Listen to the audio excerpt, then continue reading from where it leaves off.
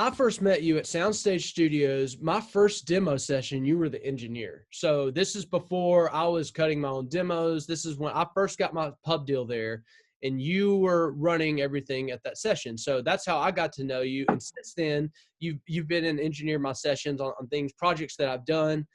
I feel like I was fortunate to come up. I came up in the time where there was still like assistants. Like I got to work with like the Chuck Ainleys, and I worked with this guy, David Thoner, who's like a rock guy who came out of record plant in New York.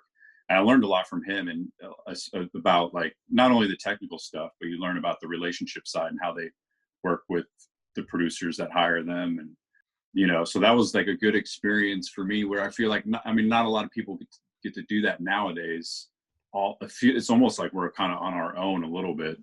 There's not like an apprentice type thing as much anymore, it seems like. Yeah. And there's a lot of online training going on, and there's a lot of people in Nashville that are looking at, you know, people that are doing things in Nashville and wanting this kind of information. So as far as whenever you get on YouTube and you search how to mix a vocal or how to do a vocal change, you find thousands and thousands of videos of. And a lot of people are learning that way. Yeah, I learned that way. I learned how to start mixing that way, but I also learned that I was at the point where I still needed help sonically to tighten the low end, to make sure that the vocal is not too pointed and that it doesn't hurt your ears when you listen at a loud volume. And these are things that you just can't learn over 2 years of watching YouTube videos. This is experience of years and years and years. Oh yeah, you just have to do it. Yeah. You just have to get in and do it. Like, yeah, for me, it was just like working on a bunch of demos. You know, just mixing a bunch of demos, songwriting demos. And I also, like, I started out recording a lot. So the recording process, it definitely helps learning how everything comes together before you need to put it all together after it's been recorded, you know? Did you get your start into thinking about music? Were you working in analog studios first, or were you messing around on a laptop? Like, what was your introduction? What even just got me into it in general was I started, you know, playing guitar when I was 15 or 16. I had friends that play guitar, and I had a really good friend who was a good guitar player, and he got me into it and started playing. And then I, you know, joined a whatever band, I guess, and I got myself an 8-track digital, like an 8-track digital recorder, and recorded myself just playing like a little drum machine stuff, playing guitar. Yeah. And I just fell in love with the process of just, you know, recording when I was 18. I wasn't really big on like, you know, like school. Like I hated school. Yeah, me too, man. I couldn't stand it. And I was terrible at it. So I wound up going through like, I probably at the time found it on the internet or something, like like an apprenticeship like thing where you like paid this company and they hooked you up with like an engineer at a studio to, you know, to like learn from. Pro Tools was around, but you could only do like a couple tracks. Like you just would like tune vocals or something on it. But everybody, or mainly those studios, were using like ADATs, the Tascam D88s. I don't know if you ever remember those. So they were doing like ADAS where they would daisy chain them together. You know, those little tapes, the VHS tape things. So I did that for like, I don't know, 8 or 9. What was it? Actually, it was probably about a year of doing that. And you could only get to a certain point where I could only learn so much. You know, I kind of learned about signal flow a little bit, and I learned MIDI. You know, I had this software called Studio Vision, which doesn't exist anymore, I don't think. So I actually learned a lot about MIDI, and, you know, recording with MIDI, because I could do that at home, you know. But like I said, it could only take it so far there, being in Florida, and these were just like mid-level studios. I wound up finding this school in Arizona called Conservatory of Recording Arts and Sciences, and I went out there to learn engineering. And so that was when I was 20. So there's a couple years, you know, when you're young, you're still trying to figure it out. So I went out to Conservatory, and I just fell in love. Like I really fell in love with the recording process, because that's when they had like an SSL there, and they had a Studer 827 analog machine. So we got to learn how to like align tape machines and record to analog tape and mix on like a big SSL board. Like I would see them on, magazines and stuff like that. And all the records were being mixed on those. So, and we had access to that, which was really cool. Like you had your classes where you could work on the board, but like they would teach you how to do it. And then you could sign up for like the after hours to get in to do like your own thing on them. And I was always like the guy trying to get in as much as I could. They only had like so much time, but I'd get in like as much as I could get in. I'd get in. Like I lived across the street from the school, so like when the school like teaching hours were over, you could go to the school and do your own thing and utilize that room, or they had like some Pro Tools rigs. Pro Tools was pretty basic at the time, that you could like you could set up like a Pro Tools rig and just record whatever. So I would just like live there, and they were open like 24 hours when there was always like a night manager there or whatever, like overseeing. So I would go to class, get class done. My class started in like the afternoon, so we'd be done with class, and then after that I'd be there till like 3 a.m, like every day. You start your career in a professional studio and you almost train your ear to what these analog outboard things can do. You're trained in that way, and then you applied it to in the box mixing eventually down the road. And I think that's interesting simply because a lot of kids learning how to mix just get the digital aspect of it. They just get the digital aspect. That's where I feel like I was fortunate, because even after school, when I came to Nashville, or I had an internship. I had an internship at Dark Horse. I don't know if you know that studio. Yeah. The school hooked me up with that internship, and then after, when I wasn't really digging that, I found Soundstage on my own, and like the timing was like couldn't have been better, because interviewed with Soundstage to hire. They hired me on to be an intern, and after like a week, I was there like every day for a week, just working with they called it the transfer guy, because back then you'd record to like a 3348 machine, and you'd have like a safety reel, so you'd have to digitally transfer it from one machine to the next machine, syncing it with word clock and all that. And you'd have this thing called a universal format converter you'd have to use, and I just learned how to like do those transfers. Or you transfer like analog, like something that was recorded on an A800, and transfer that into Pro Tools, and then transfer it back. They transfer to Pro Tools, edit it, transfer it back to analog. So I learned, like, I was kind of familiar with some of that stuff from school, but I like took a crash course in like figuring out how to do that. And they hired me to be a night manager like pretty quickly. And I just would like, do this stuff, answer the phones at night and make sure the trash was emptied, and studios were, if anybody needed anything, I'd get it for them. And then we would do transfers. A big part of the business back then was transfers, because nobody was still really recording straight to Pro Tools yet. It just wasn't ready for that. What year? Do you remember what this was? That would have been 2001. Okay. People were still mainly recording. Even analog wasn't like, we would do analog, like analog sessions. Even those weren't that regular back then. It was mainly the 3348 machines, the Sony 3348 machines, or the Studer ones. That was like the main thing people were using. And then it transitioned more into Radar. Radar was the thing. And there was a process and even transferring from Radar to Pro Tools and vice versa, and dumping it all on like a SCSI drive. So there was a big, business back then, and just knowing how to like transfer tracks, from machine to machine. Either, like they would record on a 3348 track on the reel, you would transfer it to a safety reel. When that's safety, they would record on the master reel, like overdubs and stuff. And then you'd bring the overdubs over to that reel. It was a pretty intense process. And then you'd have to, things could be fickle, so it'd be hard to like get them to sync up. Sometimes you'd have some kind of digital problem. So yeah, man, with all those extra moving parts, I get pissed off at Pro Tools or Logic every day shutting down. I can't imagine all the extra things you have. Yeah, getting two digital things to talk to each other was definitely tricky.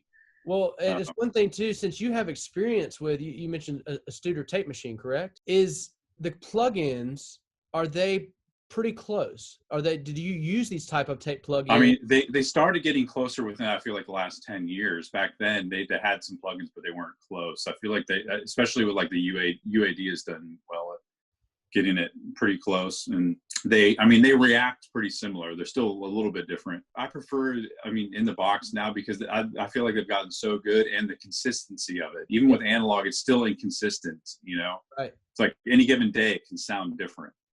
It sounds great, but if it's not getting like, it's very fickle. With obviously digital, it's going to be what it is. The way that the plugins react, it's pretty close. So in your opinion, a lot of people say the records don't sound the same. They don't have that warmth. Do you feel like we're missing something from that analog studio tape days era? Or do you think that the technology and the plugs are catching up? Honestly, I feel like it's caught up. And I feel like it's caught up. I don't feel like we're missing anything. It's a combination of it's caught up, and our ears are so used to hearing things this way as well too. It's almost like auto-tune too, like when the trend of auto-tune comes in, and all these things are auto-tuned on the radio, whether it be 1998 Cher or whenever the first time it was out. When your ear begins to hear that, it's almost like weird when you hear a not tuned vocal now. Yeah, exactly. Yeah, it's just people listening to records they've used to hearing, and they're trying to sing like that. Yeah. Now, younger singers, they'll sing more in tune because they'll sing more in tune because that's what they've been listening to. That's so weird. They're trying to emulate that. They don't know it's like there's getting a little bit of an aid from a plugin. Technology's come such a long way.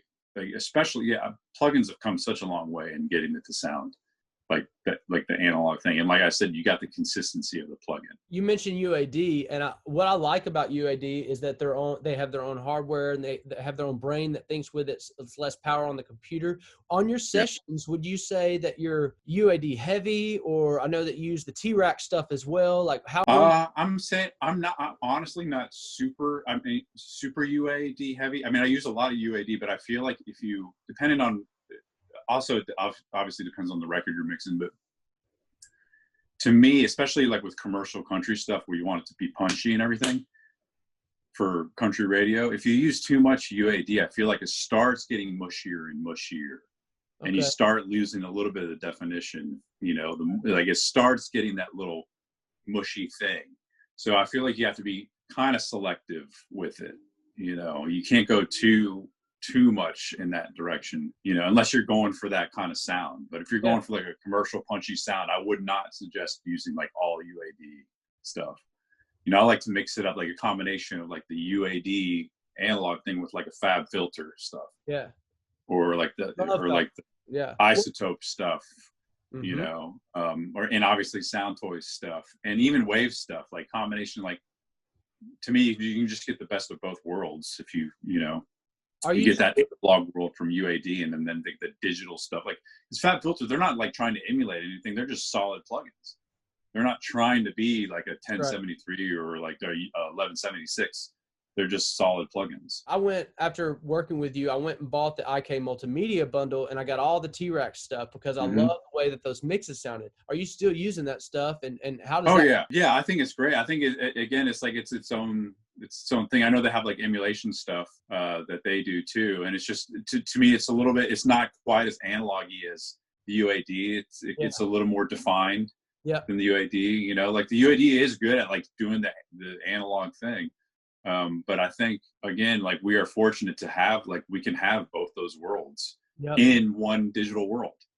I love that too. So are you mixing on a laptop? Do you have a desktop? Like, what's your workflow? No, I have the trash can Mac Pro, and eventually I'm going to upgrade to the big dog that just came out. But I like, I like having as much power as possible. I don't like being limited, because I do like to break out tracks a lot. Like you give me a session of like 20 or whatever, 30 tracks, that'll wind up being like 70 by the time I'm done with it, breaking stuff up so much. Because I'll treat, like, for example, like a verse electric will be on the same track as like the chorus part when I get it, but I'll break it out because I'll treat it differently, like EQ wise or even delay wise in a verse than I would in the chorus. I, I, I think that's so important because I do the same thing just naturally when I'm laying down tracks. I don't necessarily think, well, this is an acoustic guitar. It needs to all be on the same track. You treat each section of the song differently with EQ and all these. Yeah, EQ, even panning and stuff too. Like you might Yeah. narrow it in the verse and then widen it in the chorus. Yes. You know, you can do all those things there, and then like, and have maybe a tighter delay or no delay in a verse, and then open it up a little bit in the chorus. You know, to do that stuff all the time, and then you're kind of not handcuffing yourself too if you're not automating it. Tweak that verse track, tweak that chorus track. You know? So if I sent you a session right now and you were working on it, how long do you think? I mean, I'm sure it's session by session, but if it's just an average session, maybe 30 tracks, it's got drums, it's a regular country song. Cut in the studio and got drums and yeah. How long does it take you to get it to where you're happy to send it out? Typically, the way that I work is I will get it. You'll send me the tracks. I'll open up the session, see what's going on. Bring in probably mix something similar to it at some point. So I'll bring in like a song's template of a song that I mixed that's similar to that song as my bass like template.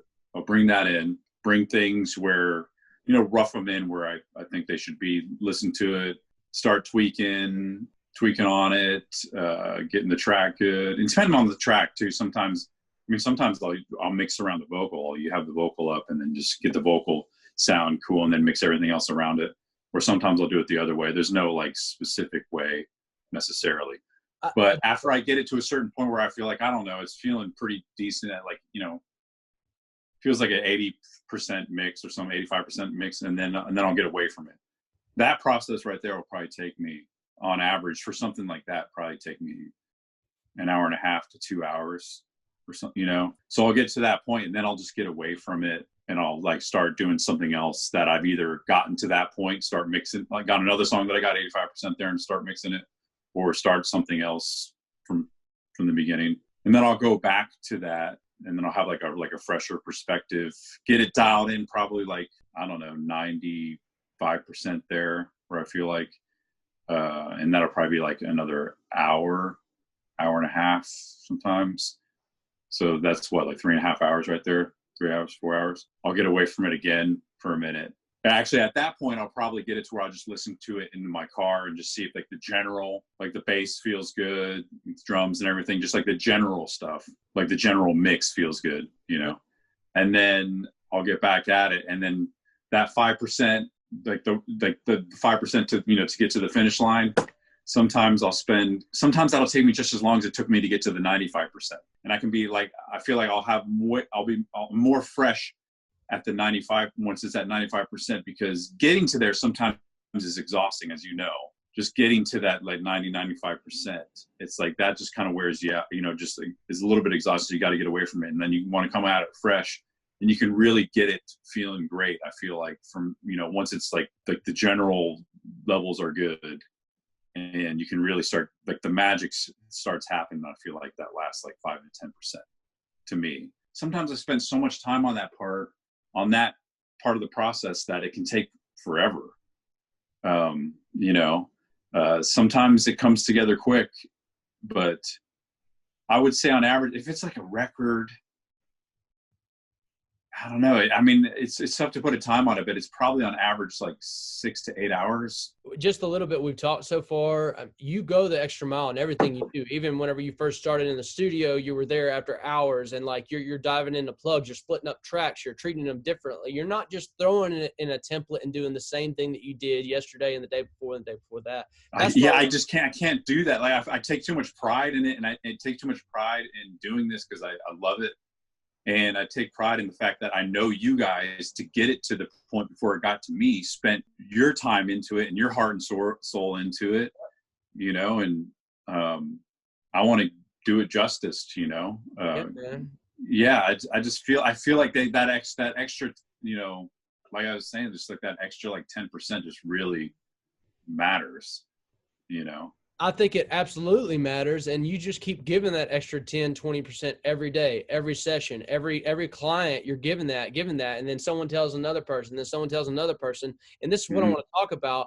How do you go from just being an intern to mixing huge records, like Yeah, that's Luke Combs yeah, that's and freaking Sam Hunt, and like, how do you get to that level? yeah, that path is probably not like, it's not the same for everybody. Getting into, like, for me personally, I developed those relationships we were talking about, like being in the studio and recording, you know, being with people. Like, I got into this before I started like really heavily getting into mixing and all. Just people had to trust me, like just recording the tracks Yeah. with them. Like after at Soundstage, when I was like the night manager or whatever, like we were talking about doing transfers and stuff, I went from there to, they had a studio called the Groove Room, which was like right across the street from where the Red Door is now.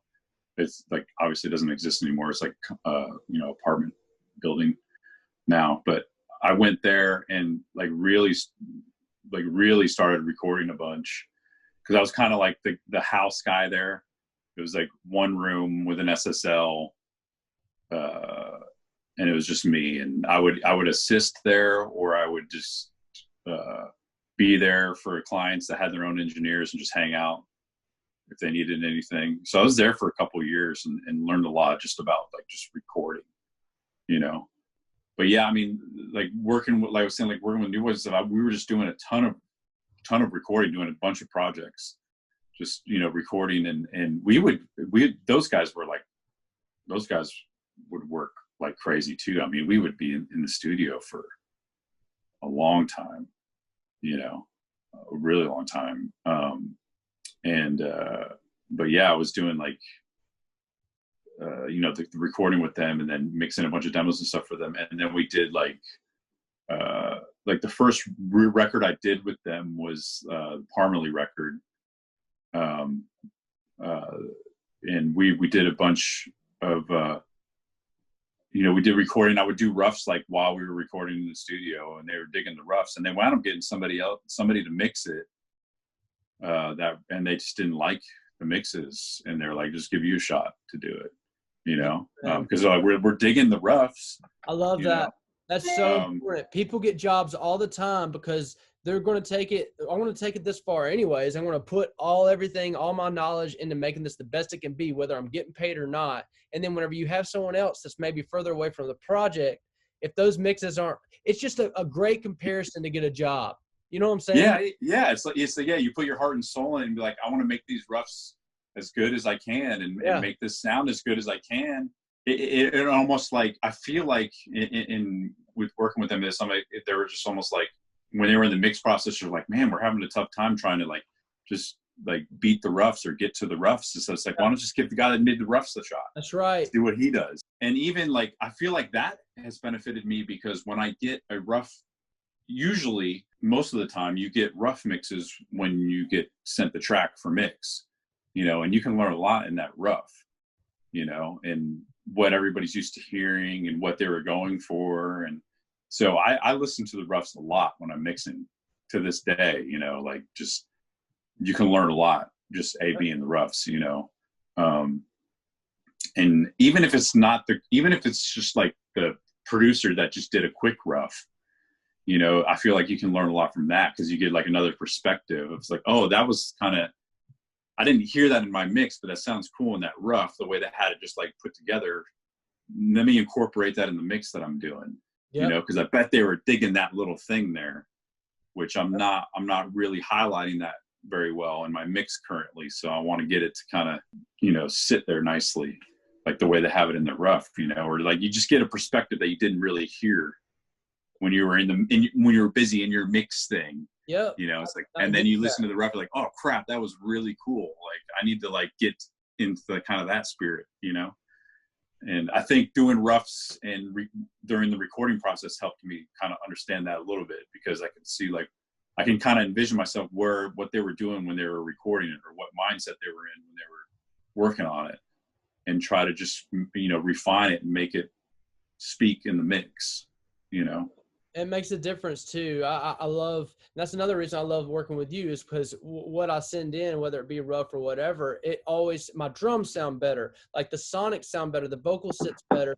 And I've already put 7-8 hours into this mix doing it the best I can. So when you get, someone who has this fresh ear on it and fresh tools has more, I don't know, you're going to hear it differently than I would. So you're going to have an edge that brings something and just elevates it to a place that I couldn't have done it had I spent another 7 hours on it. And I love that you refer to the rough mixes, because some mixers don't. Some mixers start from just ground zero and just whatever they're inspired by. I'll only do that if somebody directs me to do that, because I feel like at a certain point, I mean, some engineers can get like you can get your ego involved and be like, I have to put my thing on it. This is me.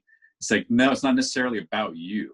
And it's like, and even sometimes, even in this day and age, which I do a lot as well, some of these producers are really good mixers. They have like great, and they'll send me a session that's like, okay, this is like 85, 90% there. Can you just take it the rest of the way? And I'll just mix off their session.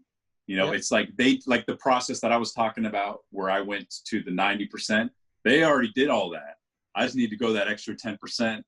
But some guys, there's like, they'll have a mix in Pro Tools, and I pretty much have like every plugin.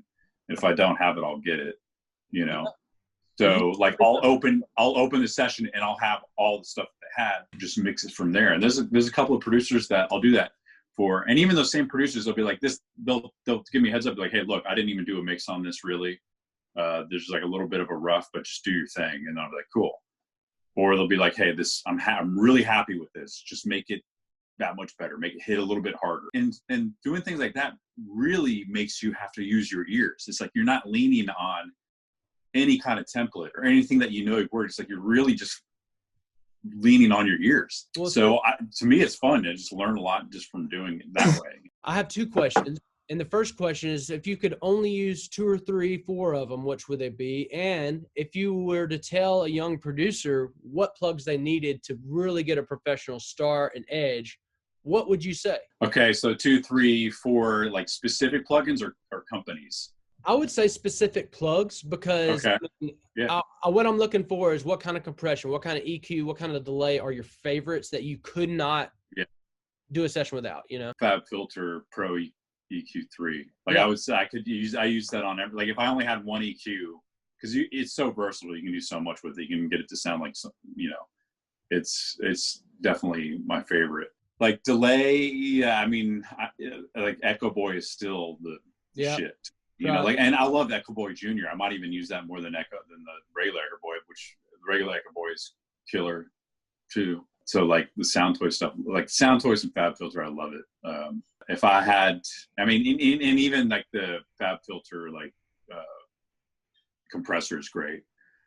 I love the 1176, the UAD, the Blue Stripe, the Rev A is like for compressor, like especially like on vocals, I love it. It's awesome. And the SSL Waves compressor is great. Like even I'm not a huge fan of the UAD SSL stuff for whatever reason. It doesn't sound, again, it's that thing where it doesn't sound punchy to me for whatever reason. But the Waves, like SSL compressor is, to me, is still the shit. And it's old school. It's a plugin that's been around forever. I love the Renaissance stuff still, and those are old school. Like the RDSer, RVox, all that stuff. RVox. I mean, I love it. Like the RDSer. I mean, I love RVox. RDSer is great for de-essing. Even the split band is great for just taming those frequencies, those annoying frequencies. Killer for that. And I use that all the time. Reverbs. I like, what do I like? I like, reverbs are such a weird thing. I just go through reverb phases. Well, let me ask you this. If you had a choice on a session, if you could only use delay or only use reverb, what would you do? If I could only use delay or only use reverb, I would use, it would be delay. Me too. Because I could turn that into a reverb. I can make it a verby thing. Yeah. I can't really make the verb into a delay. Yep. So yeah, if somebody said, it'd definitely be delay. I think you can do a lot of spatial things with delay. That's right. Yeah. It does. It creates width. I feel like everybody, when they want to make a vocal wide or whatever, their gut instinct, if you're inexperienced, is reach for a reverb. Let me get the room. Yeah. Let me get it big. But what I was getting at is like, if you just had the choice, if you're using delay the right way, you don't have to saturate your mix with a ton of verb if you're using delay the right way. Totally. You're taking up so much space with that reverb too. It's just, they're such space hogs. For a younger, I'm 17 years old. I'm in music school somewhere, I'm at Full Sail University or something down in Florida. But then here's Jim Cooley telling me the plugs or what do I need to buy to strengthen my career or create my edge as a mixer. What would you say? If you can, I get the Fab Filter stuff and get Sound Toys. Yeah. And you'll be pretty set. I mean, if you had UAD, some UAD stuff sprinkled in there. I know the UAD is kind of pricey for people. Yeah. Because you'd have to get some kind of one of the interfaces. Right. And you only get a finite amount of plugins with those, I believe, even still. But you can get a lot done if you just had Fab Filter stuff and Sound Toys stuff. And you can, if you didn't have the budget to get any UAD stuff, you can get the Wave stuff's pretty cheap nowadays. Yeah, it is. I would say get Wave stuff, Fab Filter, and Sound Toys stuff. And there's like, they're really good with like student discount stuff. I think with like Sound Toys, you can get like almost like half the price, I think. That's right. If you were going to school. That's right. I'm not sure if Fab Filter does that stuff or Waves, but Wave stuff's gotten pretty cheap now. I think with those three, you could get a pretty good. You get pretty freaking good mixes. I think that's great advice. Well, but even beyond the technical side of things, what advice would you give somebody that says, you know what, I don't only want to get great mixes, I want to move to Nashville, be a part of that community, and mix country records? What kind of advice would you give them? If you could get an internship at a studio, it's good. That's good. Kind of be around people. I mean, the studio is an epicenter for meeting a lot of different people from all over. I feel like it's one of those places where all kinds of people come in from different clients from all over. And one of those you might have start a good relationship with, and that could take you on a path, to working a lot. I know a lot of people that have gotten their start just being at a studio and,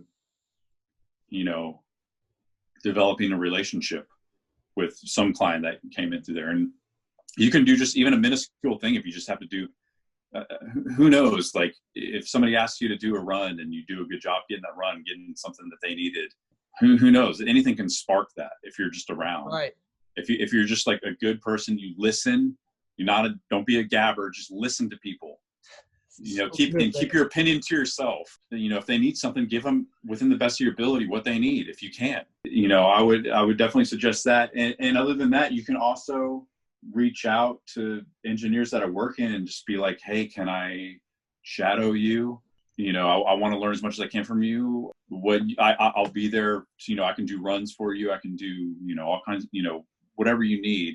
It'd be like a trade-off. Like I get knowledge from you by sitting here watching you work, and then you get to utilize me for like some of the things you want to do, like, or whatever, if you want me to clean tracks for free or whatnot. If you already have like some kind of bearing of how to use Pro Tools and stuff, offer your services, it's not totally for free because you're kind of like learning. That's right. You're getting something by watching the engineer. Yeah.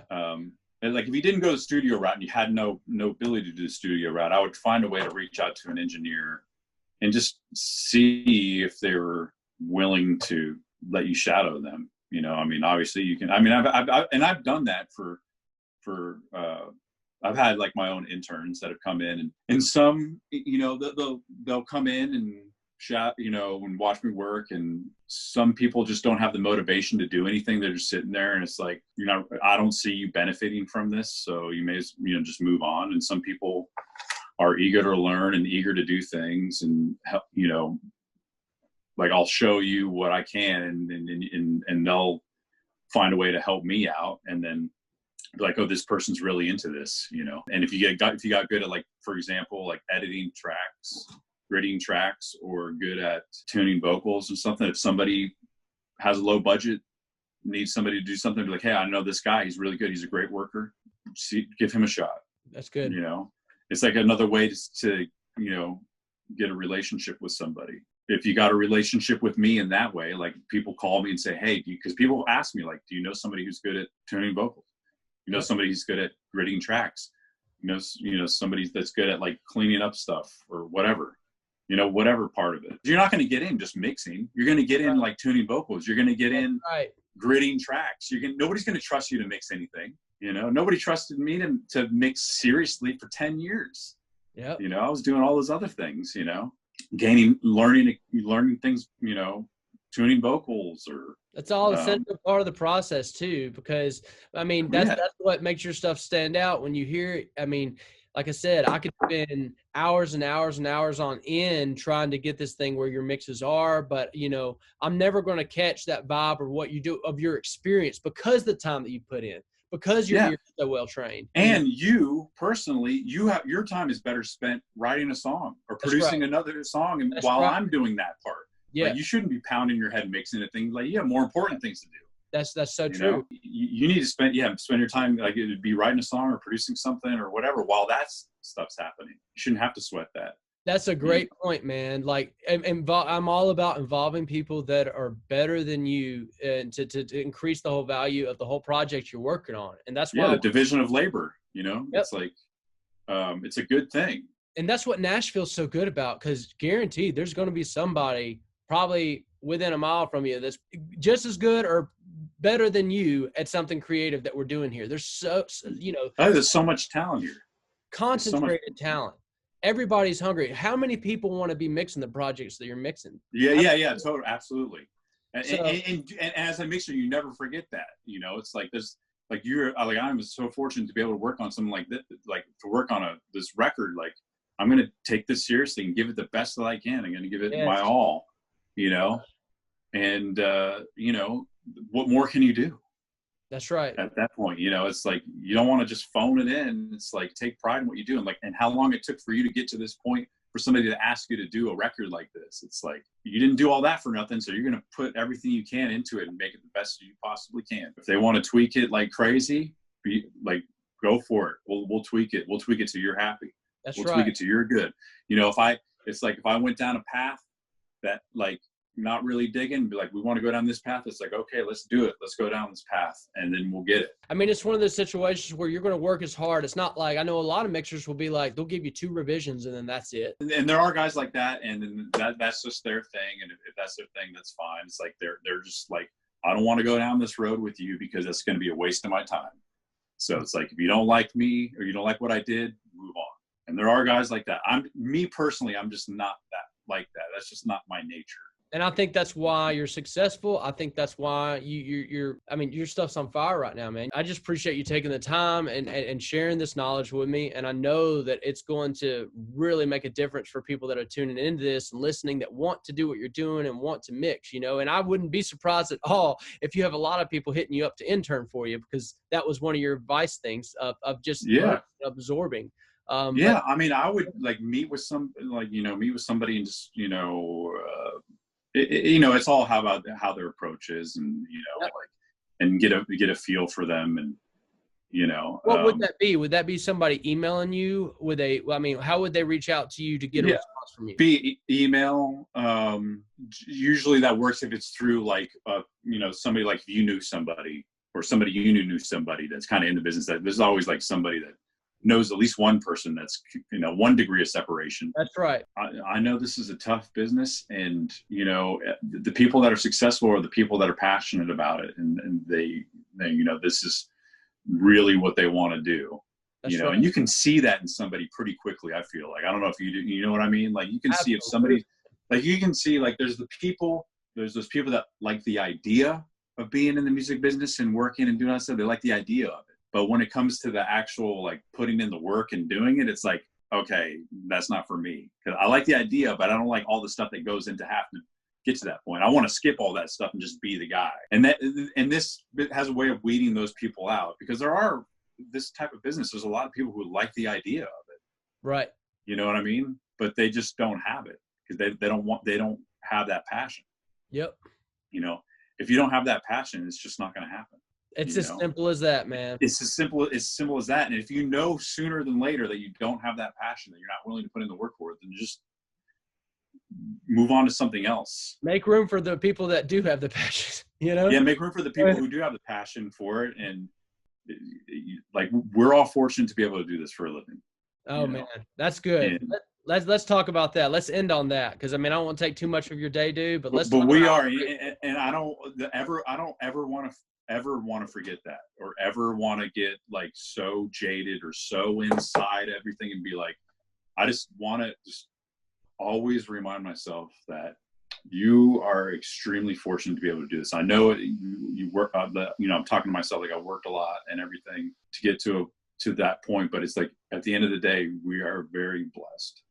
Yes. To be able to do this, and if somebody's passionate about it and wants to do this, I hope that happens for them, that they can make a good living and be happy with their life in music. And it's definitely like, it's a great thing. You're an example of it. You're happy. You're making a great living. You're doing what you love, what you dream. And that's why I wanted you on here, dude. I'm happy we made this happen, dude. Thanks for making time for me. No problem. All right. I'll holler at you later. Sounds good. Have a good one, man.